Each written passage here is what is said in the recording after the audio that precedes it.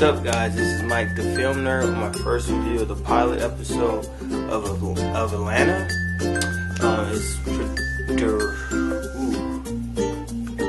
It's created by Donald Glover, or a lot of us may know him as Childish Gambino. He's also starring in the show. It's a comedy drama. It's filmed in Atlanta. It's about the Atlanta music scene, and I'm going to be talking about the pilot episode, which was titled The Big Bang, in episode 2, Streets on Lock. And I loved the first episode. It was great. I don't know how you guys are going to feel about it. I want to throw out some theories, maybe. Just a lot of Atlanta references, a whole bunch of stuff. So let's get into it. The first episode, The Big Bang, opens with the flash forward of Ernest, or they call him Ern, and his cousin Paperboy, and Paperboy's sidekick or homeboy, who's like kind of like the hippie that's always smoking. I know a lot of you that's been in college or know somebody that's always kind of like spaced out and always kind of saying deep stuff, but it don't never make sense. That's who Darius is. But it opens up with them in the car, and then like somebody like kicks his rear view mirror, his car mirror, and he gets his cousin is like upset, and then him and the guy has like a standoff confrontation. The next thing you know, bang, a big bang, for a gun reference. And then we get a flash, not a flashback, but then it pans, the show pans the city of Atlanta, which I would say from the beginning that the city of Atlanta and Atlanta itself is a character within the show.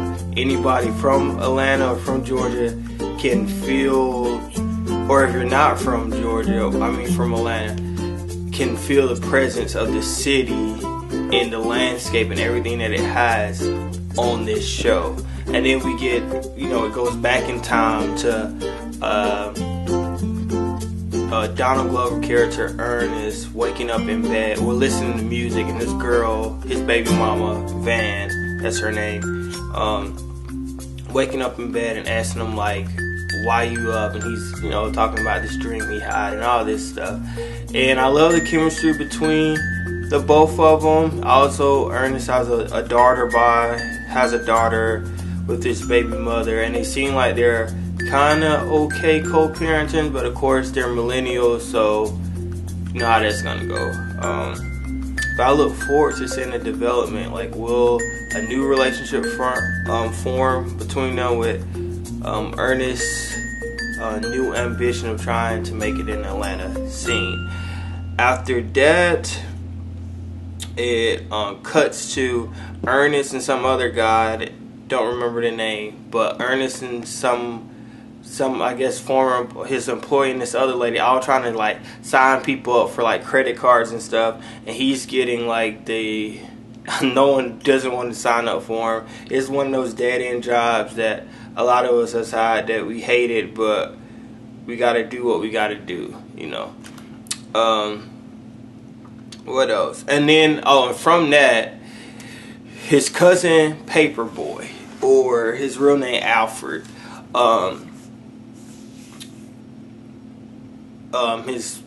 his co-worker tells him about how Paperboy is about to blow up and everything, and that kind of inspires Ern to go after this music thing, go after his dream of managing his cousin, and they both can make it.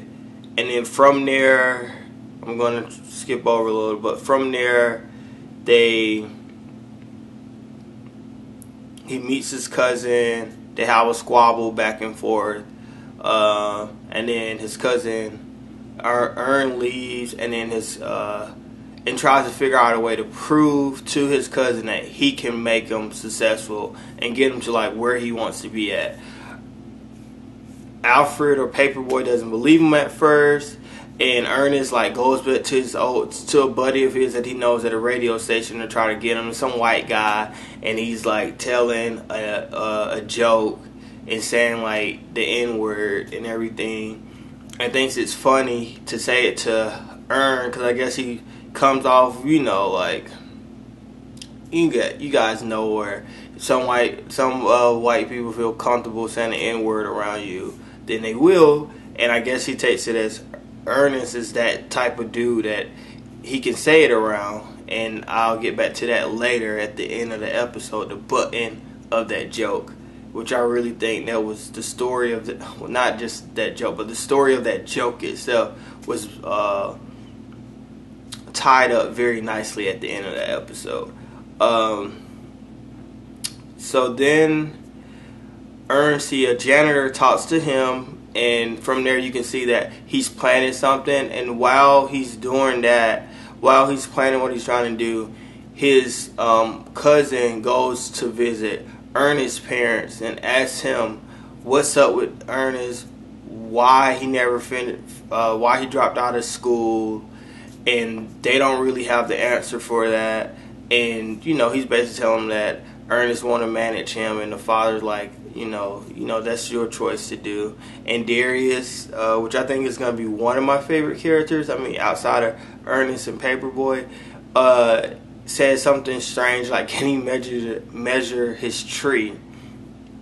And then after that, Ernest does able to get inside of that radio station and deliver the CD to one of the hosts to actually play it on the radio. And then from there it cuts to Ernest on the sub on Marta. I was about to say Mata, but you know, I am Georgian. But anyway, it cuts to him on the bus, and it's some weird guy, which I do notice with this show, and I'm feeling like, even episode 2 that I'm going to get into, I'm feeling like it's going to be a lot of like, what can I say, strange hippie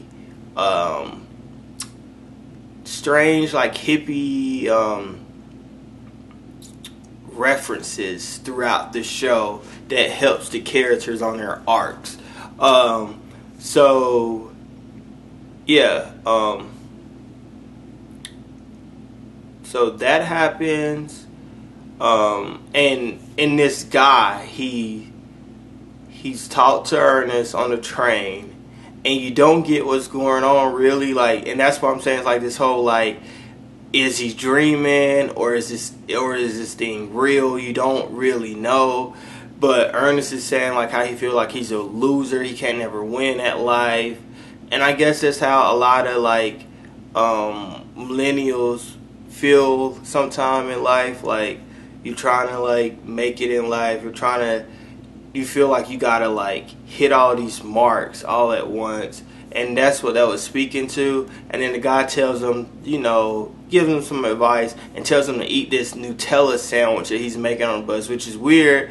Then Ernest like, no, and then the guy's like, eat the damn sandwich, and he refuses again. And next thing you know, like, you hear sirens from the back coming from behind him, and then the guy walks into the woods with the wolf, the dog, that you see at the beginning of the episode that Darius is talking about. It sounds like a dream. That's what I was saying. The show seems like it's going to have a lot of dream-like hippie scenarios throughout the season, which I like, because it kind of helps you understand like how the characters are really feeling in the inside. And I'll get more into that is when I get to episode 2. And from there, Darius get a phone call and say, you hear that? And basically he has finally proven to Paperboy, not Darius, I'm sorry, Paperboy calls Ernest while he's on the train and tells him, do you hear that? It's my song on the radio. And then he meets back up with Paperboy and Darius. And then the white guy that was at the radio station that Ernest used to know it's like meeting them, saying like, how did you get in, and how did you know somebody? You know, saying like how his boss was angry, and then Ernest plays it off like, yeah, I just know somebody, and then what happens? Well, and then the button of that joke about the whole nigga joke is solidified as to Ernest sets it up for the guy to say the joke again, but this time he won't say the end of the joke. Like, he won't say it because he knows the type of people he around and stuff. And I like how they show like how, some people will say certain things around you if they feel comfortable around black people or people of color, and then they won't say it if they feel like they're in an uncomfortable situation, which means they shouldn't be saying it in the beginning. And then that ends that episode because, of course, it cuts back. It skips the flash forward that we already saw because there's no need of repeating that anyway. And then it cuts to his baby mama, Van, watching the news and saying that Ernest and Paperboy has been locked up for a shooting that happened, but the victim has also gotten away. And episode 2, which is titled Streets on Lot, was by far the funniest episode. I'm not saying the pilot wasn't funny, but Streets on Lot was hilarious. It mainly takes place in the jail while Ernest and Paperboy are waiting to get out, to get released. Paperboy get released first, and he's paranoid the entire episode, and Ernest is in jail for the entire episode. He doesn't get released from bail until the end of the episode when his best friend or baby mama, Van, gets him out. But while he's in jail, is a lot of like stuff is going on. You got I just love the character of how Atlanta is the character of the show, is another character of the show. That's like my strong point for this show going forward, is how you got the guy that's in the jail telling him a story about how he got in there, and we all know somebody that sounds exactly like that that's in the city of Atlanta. We all know somebody like that and how they talk and everything. And you got the one guy who's dating, he